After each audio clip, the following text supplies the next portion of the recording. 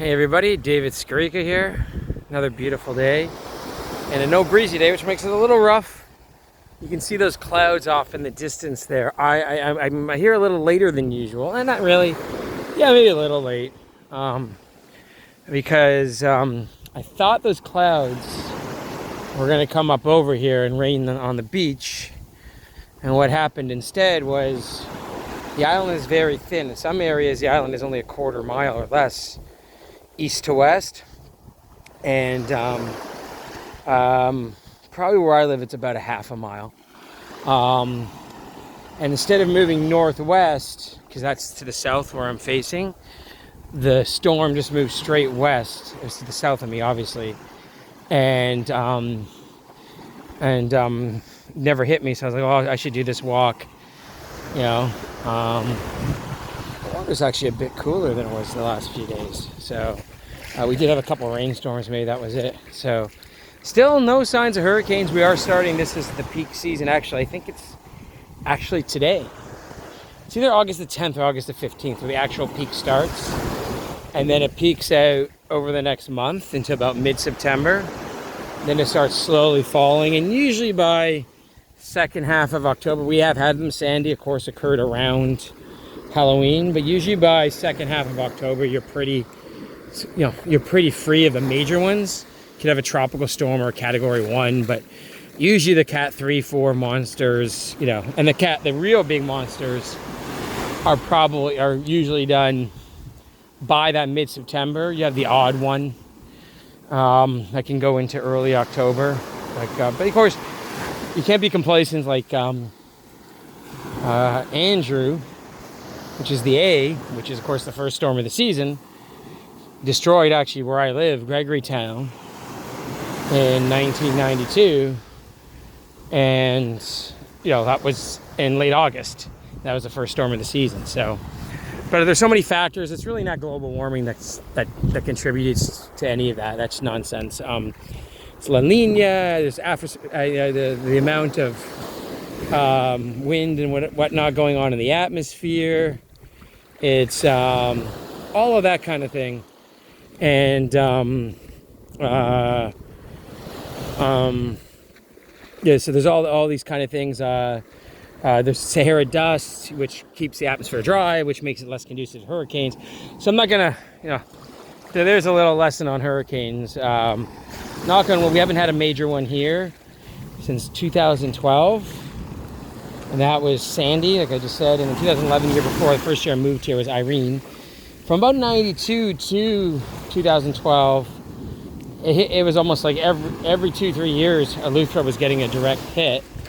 But from 1965 or 6, which was Betsy, to 92, which was Andrew, they didn't have a major hurricane hit here. Actually, I had a friend of mine who bought a house over 30 years ago here, told me the locals told him, oh, we don't get hurricanes here, because they hadn't had a hurricane in 25 years. And then, of course, Andrew hit, and it was like, before Dorian hit, it was the mother of all hurricanes. So, actually what I'm here to talk about, though, is I was talking to a friend of mine who lives here on the beach, or lives on the island, and I was talking to him on the beach, and there was a house down the road that just sold for $1.1 million down from me. And, my house, I bought for, I don't care, I'll be transparent, $350. I think I even bought over the assessment price because I just thought it was such a good deal. This house is very similar to mine, size. It's I think it's 2,200 square feet. Mine is 2,300. It's got a bunch of guest rooms. Mine has a bunch of guest rooms. It's got a wraparound deck. Mine has a wraparound deck. Only difference is it's on the ocean, so it's probably worth a little more. Mine is on a hilltop with ocean view, right? And there's another interesting thing I learned, is that my house is actually probably about 200 feet above sea level, because the way it's built on stilts on top of that hill. I thought it was more like 150, this guy was telling me. Anyhow, I digress. So I figure from that, my house is worth, 20 to 30% less. So it's $800-900 grand, which to me is ridiculous. Considering I think it's a pretty average house. I love it. And I put my own style onto it, but anyhow, and you know, anyhow, so anyhow, I actually, so what I want to talk about is housing as a whole. So what we've seen here is, I think it has started to slow down here. It looks like it's leveled off. Here really went crazy after COVID till now, the last 2 years. So when I bought here, I lucked out because I bought in the summer of 2011, and I moved to my house in January 2012, which essentially was the low for the housing market. So, and then I don't think it really did anything here for 6-7 years. And then about 2018 or 2019, that's when I felt, it was 2018. Yeah, that's when I remember I went to a restaurant here and everyone was building all these houses in an area called Banks Road, which is this high-end area. And I was like, oh, it seems to get a little frothy here.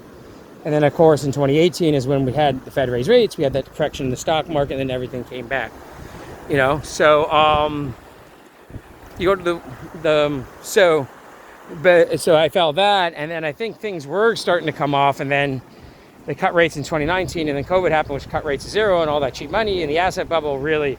And then obviously there is a little unique aspect of where I live, because I don't live in Nassau.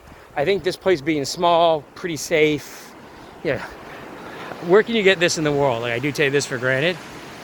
I'm on this like beautiful beach. You know, when I was in Barcelona, the beach there, like, was not nearly as nice as this, and there was thousands and thousands of people on it, right? Where do you get this in the world, you know? I'm the only person on it, you know? Yeah, like on a beautiful, perfect day. It's not like this is a day where it's, yeah, windy and rainy or something, you know? So anyhow,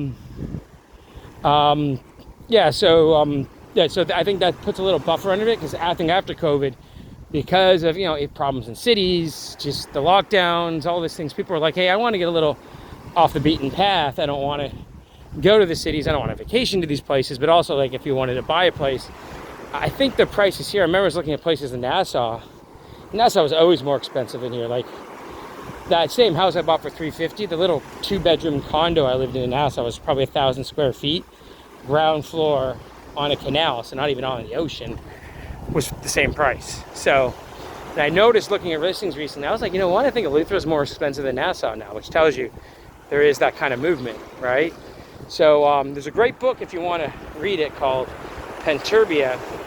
I talked about a bit in my first book, Stock Market Panic, by the guy named Jack Lasinger. And I think Jack's still alive.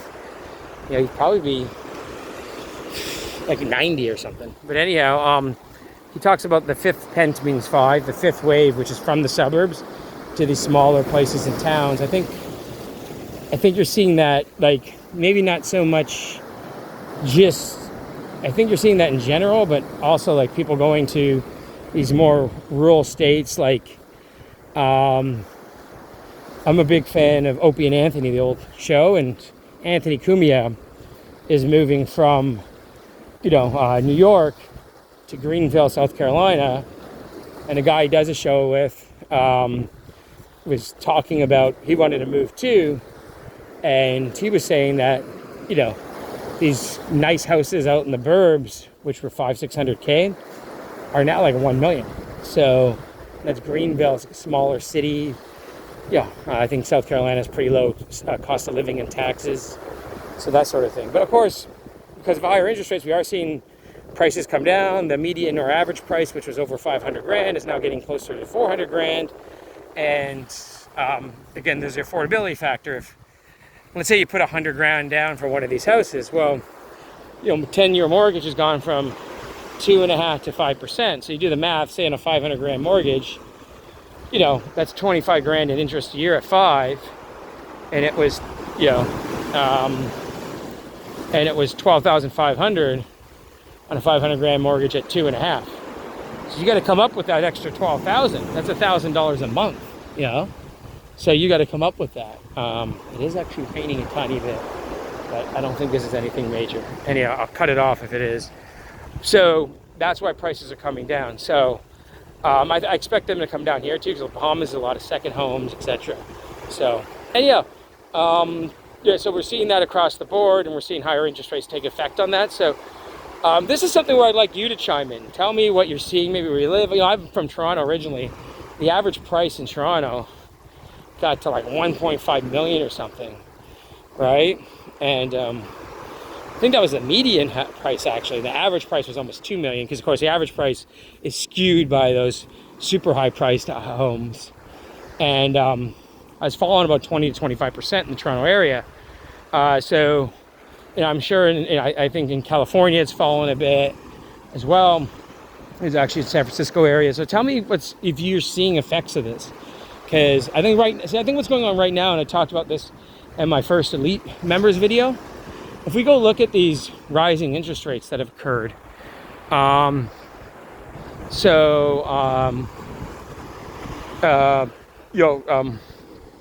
if we go look at these rising rates that have occurred, it's hit different places in different ways, etc., etc. But I think what's happened is, sorry, I just lost my train of thought for a second because I was getting around these rocks. But I think what's happened is, with that, many people. So let me get around this. I just think. Now I totally lost my train. I thought I'll come back to it. But anyhow, just like again, tell me what you think and what you're seeing going forward. Oh, now I know what I was saying. Is that people think that, like, if you look at the only time really in the last 15 years since the financial crisis that rates have raised was 2018. And then 2018, they came right back down. They started cutting rates again in 2019, and then, cut them to zero during COVID. So those, the 2.5% on the Fed funds rate barely lasted a few months. And then, within essentially a year and a half, it was back at zero. So what I'm trying to say is I think people right now are, maxing out their credit cards, living beyond their means, thinking, I'm going to, I'm just going to wait till rates come back down and everything will be fine. Prices will go back up. My variable rate mortgage. And I don't think that's going to happen. I think at the very least, it's going to be more like 05, 06, 07, where rates were raised and then stood there for 2 or 3 years because the Fed doesn't want inflation to come back. And I think because of this inflation scare that's happened, and because of these asset bubbles that happened, because of the cost of living. Remember, inflation is not just oil and gas. Inflation is housing, rentals, etc. And that's all gotten out of control. I think the Fed is going to be much more apprehensive about just dropping rates again, So tell me what you think about that, but that's what I think. Anyhow, I'm going to leave it at that. 12 and a half minutes is a good time frame. I'm going to finish here. Like I said, it is sprinkling a bit, which I'm fine with. And then I'm going to get home, do a little workout, and then do some content for the website. And the last thing, I just don't want to promote every video, but like now that we are starting this, I do ask you, if you're someone who's not going to subscribe to any of the newsletters, which I totally understand, maybe you don't have the need for it, it's not your cup of tea, whatever, but to keep doing this kind of content and keeping this kind of content free, all I ask is you sign up for the Patreon, $8 a month, becomes about 25 to 30 cents a day, and 2 yuppie coffees at Starbucks a month. And I think this is a lot more informative. I'm going to start doing my podcast on great investors as well. So I'm even asking those who are paying subscribers to do that, because I can keep more content coming and more content coming all the time on these kind of free pages. Anyhow, I'm going to leave it at that. Walk a little more down there and then walk back. Like I said, it is raining a bit, but it's actually kind of nice because it's pretty hot and muggy today. There's not much breeze today.